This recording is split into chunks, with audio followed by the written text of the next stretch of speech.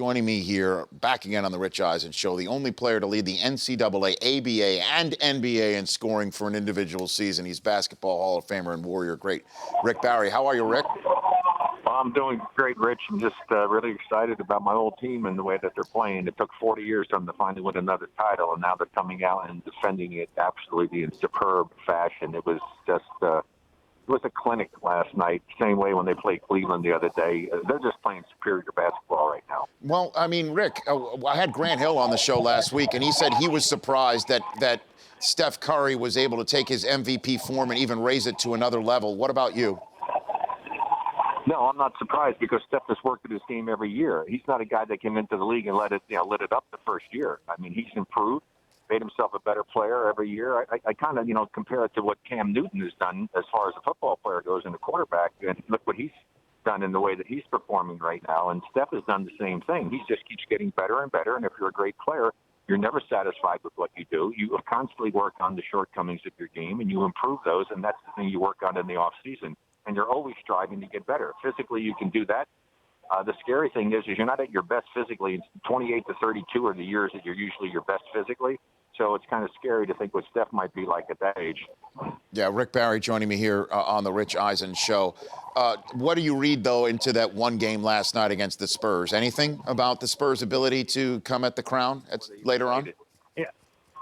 No, I'm sorry for interrupting. No, I talked about it before. It's another game. The thing about the Warriors are taking this one game at a time. Each game is its own separate entity. You approach it with trying to play the best that you can play every time you put your sneakers on and get on that court. And that's what they're doing. And they're not thinking about trying to get any regular season record. If that happens to come along with the mindset that you have, great. But the whole idea is to try to get home court advantage and win another championship and be one of the few teams ever to have back-to-back championships. So I think they're approaching it the right way. They're certainly playing the kind of basketball that I love to watch, total, complete unselfishness, total team basketball. And it's so much fun to watch them play. And I'm a huge Steph Curry fan. I just love watching him play. He's one of those guys that is worth the price of admission. Who's the best ball handler you've ever seen with your own two eyes, Rick? Well, there's been some amazing ball handlers over the years, but nowadays these kids do so much more. Back in my day, the guy that was amazing, of course, was Pete Maravich, and then you had Earl Monroe who could do some pretty amazing things. But Steph is pretty special. He can make you look really bad. Just that CP3 last year with the highlight they had here, what he did to Tony Parker. This is a guy that I'd hate to have to guard him. I'll tell you that, because he can make you look really bad. So if you self-scouted this team, what concerns you about the Warriors? What's their weakness, do you think, Rick? Well, the only time that they get in trouble is that when they have a tendency sometimes to maybe try to do a little bit too much individually, when they stop moving the basketball, passing it, penetrating, kicking, taking that extra pass to 4, 5, 6 passes. Sometimes the extra pass is not the best thing, Rich. I always hear that, oh, great, he made the extra pass. Well, if you're open and you're a better shooter from the distance where you are than the guy that you're passing to who might be a little closer to the basket, that's not a good pass. You should be taking that shot. And the Warriors know who can shoot it, and they will make the extra pass the guys who are capable of making it. They have a lot of guys that can shoot the three, and they've changed the whole dynamic of the game. The philosophy is always take away the middle, make a team beat you from the perimeter. Well, the scary thing about the Warriors is that the Warriors, the majority of the time, can beat you from the perimeter. And the problem is that people are giving them open shots. That's the thing I'm astonished at, is that they're trying to do help defense. You're better off just sticking with your own guy. Let that guy beat somebody one-on-one, trying to drive in, taking a tough shot. Don't leave to help, because the Warriors will give the ball up. And how many times, but just on that replay you had, and he kicks it out to Steph, and Steph was wide open. I mean, come on. You'd never leave Steph Curry. You just can't give the Warriors open shots from three-point range. Rick Barry joining me here on the Rich Eisen Show. So you've mentioned how this is the type of basketball you like to watch. There are some other observers out there who believe that this team, when you compare it to others that will eventually compare it to, you mentioned the record setters with the Chicago Bulls, people like Barkley, who played back then, say that the Warriors wouldn't stand a chance against a Bulls team like that in that era. What do you say to that, Rick? Well, Charles is always entitled to his opinion like anybody else is, and I think he's crazy because, as I said, they've changed the dynamic of the game. There's never been a team like this in the NBA. There's never been a team that is playing the way that they're playing, that has the number of outstanding perimeter shooters who can beat you from the perimeter. And so to say that they would never have a chance, I don't buy that. I really, truly don't buy that. This team would give any team some troubles. Now, would they have some more troubles against a team that had a Wilt Chamberlain in the middle or somebody else of that nature and some of those things? Yeah, certainly they had difficulty. But it also works the other way. How are they going to guard them?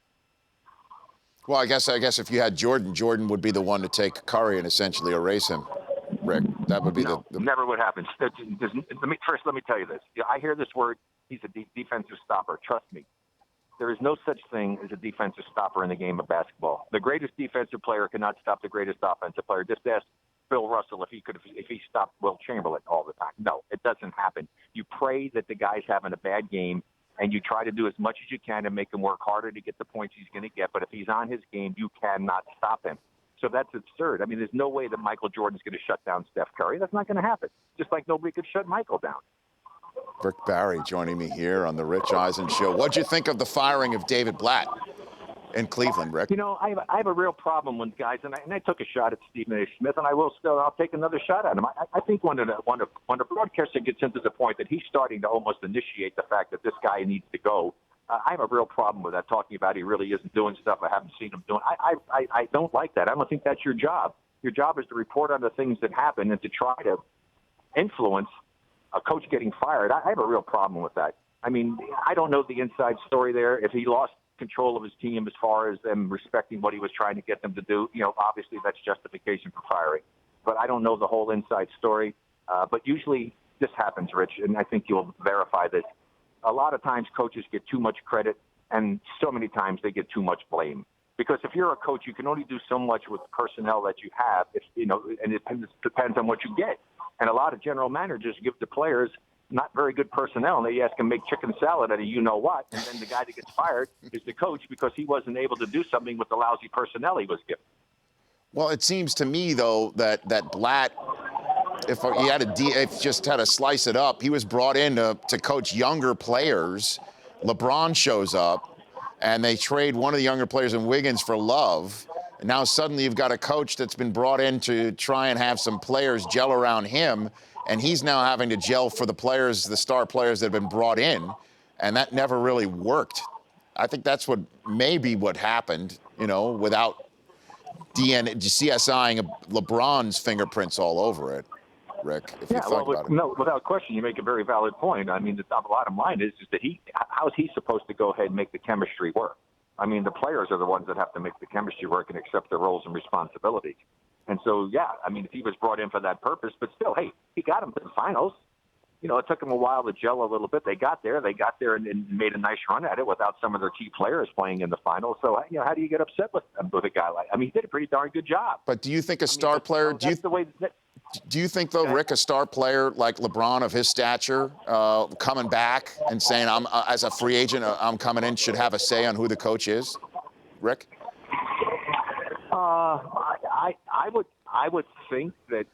I would think that he needs to go ahead and accept whoever it is. I think you could certainly ask him if you wanted to and see what does he think of this coach. But as a player, your responsibility is to go out and play the best that you can play and do the things that are being asked of you to do. And it's up to the coach to utilize you in the best way possible. Now, if the coach isn't doing that, that's certainly justification for letting him go, that he's not using his personnel properly. And a lot of coaches do that. They have their system. They force a team to play their system, and they're not utilizing the talent as effectively as they should. I've seen that happen over the years. A lot of guys leave a team, they become an all-star player someplace else. Why? Because they were allowed to play the way they're capable of playing instead of having to play in a coach's system that didn't give them a chance to do that. So that's the way I think you evaluate it. It shouldn't be on wins and losses. Evaluation for a coach, I think, should be on you have to be able to also understand talent. What talent does he have? Are these guys playing hard for him? Are they improving? Is he getting about as much out of them as we think is possible? And if he's doing that and they're not winning, well, then he shouldn't get fired. He's still doing the job, and eventually they'll come around. But if he's not using the personnel properly and he's kind of lost the team as far as having the respect of the team and them going out and putting an effort for, good reason to let him go. Last question for you, Rick, before I let you go back to your lunch. The concept, the argument about changing the rules of intentional fouling cropped up again when Andre Drummond got fouled intentionally 5 times in 9 seconds, wound up shooting 36 free throws, missing 23 of them. Would you be an advocate of changing this rule, allowing teams to intentionally foul and just use guys who are free throws challenged to their advantage, Rick? I would absolutely not change the rule. It's absurd when you think about it, Rich. Come on. I mean, what is the one thing you do in competition in sports? You take advantage and exploit the weaknesses of the other team. So what? You have guys who can't shoot free throws, so you're going to change the rules to protect them? That's insane. That's like saying, okay, a guy's going up the bat at baseball and he can't hit a curveball, so you can only throw 2 curveballs to him at his at-bat. Let's protect him because he can't hit the curveball. Or a defensive back has trouble, doing certain things. Okay, well, you can only throw to this guy 3 times during the – it's stupid. It makes no sense whatsoever.